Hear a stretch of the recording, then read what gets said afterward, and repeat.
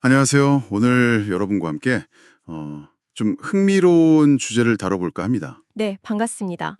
신학 자료 하나랑 또 재미있는 그림 한 점을 가지고 이 예배에 임하는 우리의 자세, 태도에 대해서 좀 깊이 들어가 보려고 해요. 아, 네. 단순히 그냥 예배에 참석한다. 이걸 넘어서는 문제죠. 맞습니다. 그냥 가는 게 아니라 어떤 마음으로 또 어떤 모습으로 나아가야 하는지 그 핵심 원칙을 좀 이해하고 또 요즘 약간 이슈가 되는 동물 참여 문제까지 살짝 짚어보는 게 오늘의 목표입니다. 네, 이 예배 태도를 제대로 이해하는 게 사실 개인의 신앙생활뿐만 아니라 우리 신앙 공동체 전체에도 굉장히 중요하거든요. 그 의미를 한번 파헤쳐 보죠. 좋습니다. 그럼 바로 본론으로 들어가서요. 첫 번째 핵심인데요. 예배의 가장 근본적인 동기. 이게 뭘까요?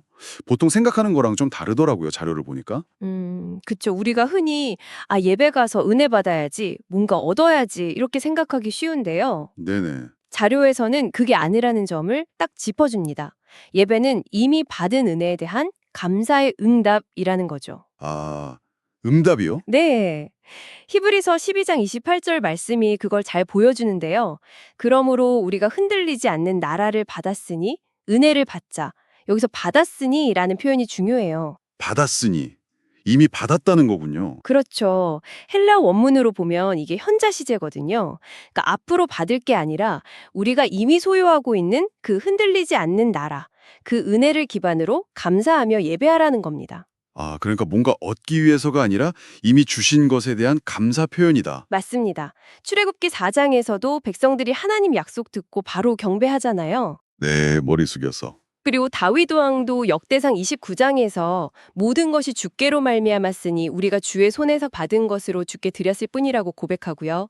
다 같은 맥락이죠. 이 받았다, 특히 히브리서의 현재적 의미는 이 은혜가 계속되고 있다는 뜻도 되겠네요. 바로 그겁니다. 일회성 사건이 아니라 지금도 계속 누리고 있는 현실이라는 거죠. 이게 이해되면 관점이 완전히 바뀌어요. 어떻게 바뀌나요? 내가 뭘 얻을까 해서 내가 이미 뭘 받았지. 이걸 먼저 생각하게 되는 거죠. 빌립보서 3장 20절에 우리의 시민권은 하늘에 있는지라 라는 말씀처럼요. 아, 천국 시민권. 네, 우리는 이미 그리스도 안에서 그 신분을 얻은 사람들이고 그 확고한 은혜 위에서 감사로 나아가는 것. 이게 바로 예배의 가장 기초적인 영적 태도인 겁니다. 와, 그렇군요. 필요를 채우는 수단이 아니라 이미 받은 선물에 대한 기쁨의 표현이라니.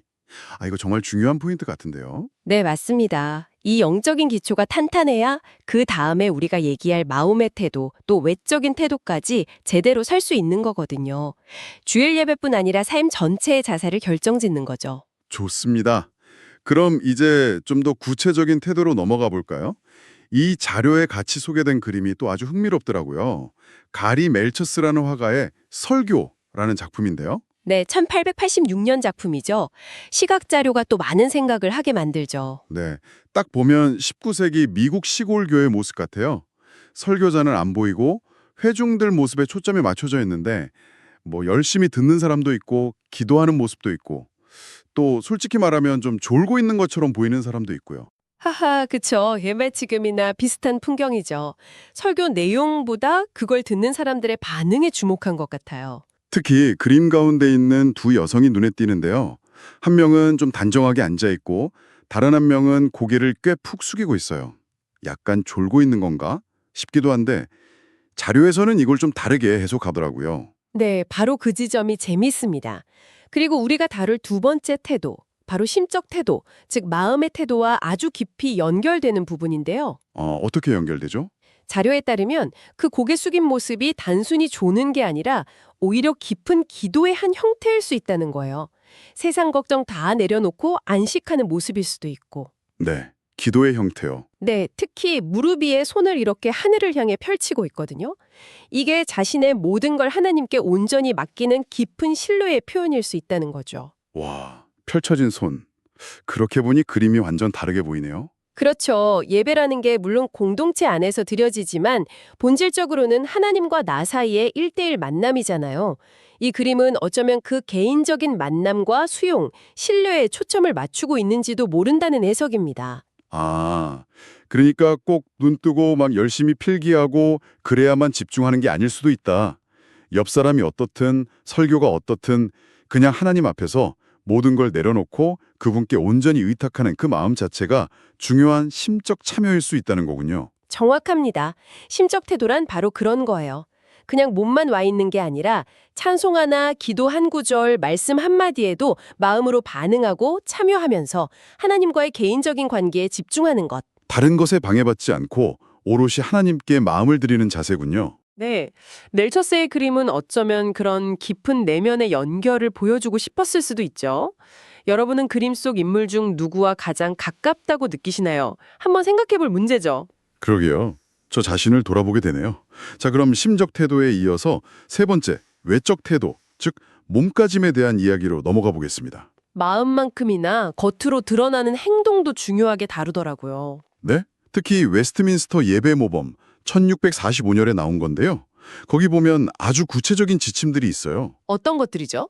예배 중에 개인적으로 속삭이거나 다른 사람하고 인사하거나 누굴 빤히 쳐다보거나 졸거나 이런 거 하지 말라고 하죠. 아예 금지를 하는군요. 네. 근데 그 이유가 중요해요. 그냥 예의 없어서가 아니라 그런 행동은 목사나 다른 회중에 방해가 되고 자기 자신이나 다른 사람들이 예배드리는 걸 해칠 수 있기 때문이라고 명시하고 있거든요. 아, 나뿐만 아니라 공동체 전체의 예배에 영향을 준다는 거군요. 맞습니다. 그리고 더 나아가서 웨스트민스터 신앙 고백을 보면요. 이 외적 태도의 중요성에 대한 더 깊은 신학적 이유가 나옵니다. 신앙 고백서예요? 어떤 내용인가요? 25장에 보면 이 땅의 교회들이 복음을 순수하게 가르치고 성례를 올바로 시행하고 또 공적인 예배를 합당하게 드릴 때 바로 그때 눈에 보이지 않는 우주적인 교회가 이 땅 위에 보이는 형태로 드러난다고 가르칩니다. 와, 그러니까 공예배가 보이지 않는 교회를 세상에 보여주는 일종의 공적인 증언이 되는 거군요. 바로 그겁니다. 공예배 시간은 천상 예배를 이 땅에서 미리 맛보는 아주 거룩하고 소중한 시간인 거죠. 그렇기 때문에 회중이 졸거나 잡담하거나 혹은 설교자가 말씀을 제대로 전하지 않거나 산만한 태도를 보이는 것, 이런 것들은 전부 이 보이는 교회로서의 증언을 훼손하는 아주 심각한 문제로 보는 겁니다. 단순히 개인의 경건 문제나 예의 문제가 아니었네요. 그렇죠. 교회의 본질적인 드러남을 방해하는 행위가 될 수 있다는 거죠. 이건 예배 공동체 전체가 함께 책임감을 가져야 할 문제입니다. 졸고나 잡담하는 게 교회의 가시적인 증언을 방해할 수 있다니 굉장히 무게감 있게 다가옵니다. 내 행동 하나하나가 공동체, 나아가 교회의 본질과 연결된다는 인식이 정말 필요하겠네요. 네, 맞습니다.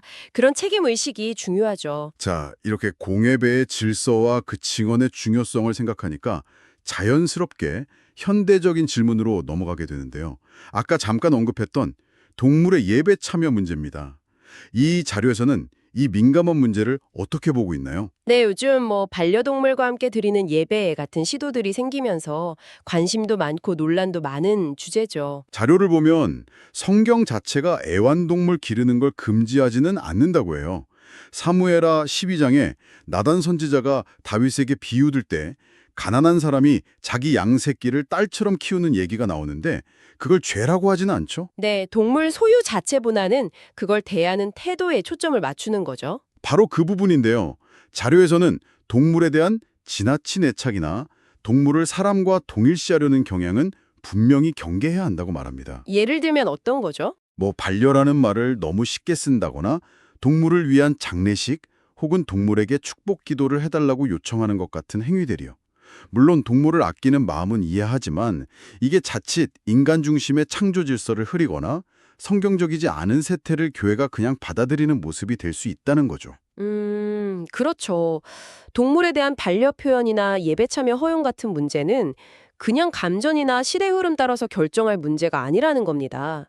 반드시 신중한 신학적 검토가 필요하다는 거죠. 성경적으로 또 신학적으로 역사적으로 깊이 살펴봐야 한다고요. 네, 맞습니다.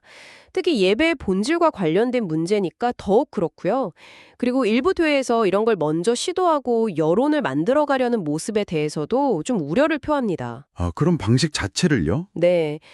예배처럼 교회의 공적인 질서와 관련된 새로운 시도는 개별 교회가 혼자 결정하기보다는 소속된 상회, 예를 들어 장로교라면 노회나 총회 같은 곳에 먼저 알리고 충분히 논의하고 지도를 받는 게 맞다는 거죠. 소위 개교의 주의를 경계하는 거군요. 그렇습니다. 더 넓은 교회의 합의나 지도 없이 독자적으로 나가는 것의 위험성을 지적하는 겁니다. 신학적 검토나 공동체적 합의 없이 일단 시작해버리면 나중에 바로잡기가 정말 어렵거든요. 충분한 숙고와 공동체적 지혜 없이 앞서가지 말아야 한다. 신중론이네요. 네. 특히 예배의 거룩함과 질서를 지키는 문제에 있어서는 더욱 신중해야 한다는 게 이 자료의 중요한 메시지 중 하나입니다. 자, 오늘 예배자의 합당한 태도에 대해서 정말 여러 각도에서 깊이 이야기를 나눴습니다. 좀 정리를 해볼까요? 우리가 기억해야 할 세 가지 핵심 태도가 있는 것 같습니다. 첫째는 영적 태도. 네, 예배는 무언가를 얻기 위함이 아니라 이미 받은 흔들리지 않는 나라, 그 은혜에 대한 감사와 응답으로 드리는 것. 그리고 둘째는 심적 태도. 예배는 공동체 안에서 드리지만 근본적으로는 하나님과 나의 1대1 만남을 기억하고 마음으로 능동적으로 참여하며 하나님께 집중하는 것. 마지막으로 외적 태도죠. 공예배는 보이지 않는 교회를 세상에 드러내는 소중한 시간이니까 경건하고 질서 있는 몸가짐으로 나와 공동체의 거룩함을 함께 세워가는 것. 네. 공예배가 정말 천상예배의 소중한 그림자이자 반영이라는 걸 다시 한번 생각하게 됩니다. 그렇습니다. 오늘 살펴본 자료들이 공통적으로 강조하는 게 예배는 하나님의 은혜와 말씀을 받는 행위라는 점이었어요. 여기서 마지막으로 여러분께 한번 질문을 던져보고 싶습니다. 네. 그 받아들임에 초점을 맞출 때 그게 뭐 열심히 듣는 걸 수도 있고 조용히 묵상하는 걸 수도 있고 아니면 아까 그림 속 여성처럼 모든 걸 하나님께 맡기는 깊은 신뢰일 수도 있겠죠. 어떤 방식이든 이 받아들임에 집중할 때 공식적인 예배 시간뿐 아니라 여러분의 일상에서 하나님을 경험하는 방식에 어떤 변화가 일어날 수 있을까요? 예배당 안에서의 태도가 문 밖의 삶으로 어떻게 이어질 수 있을까? 네, 그 연결 지점을 한번 깊이 생각해 보시면 좋겠습니다.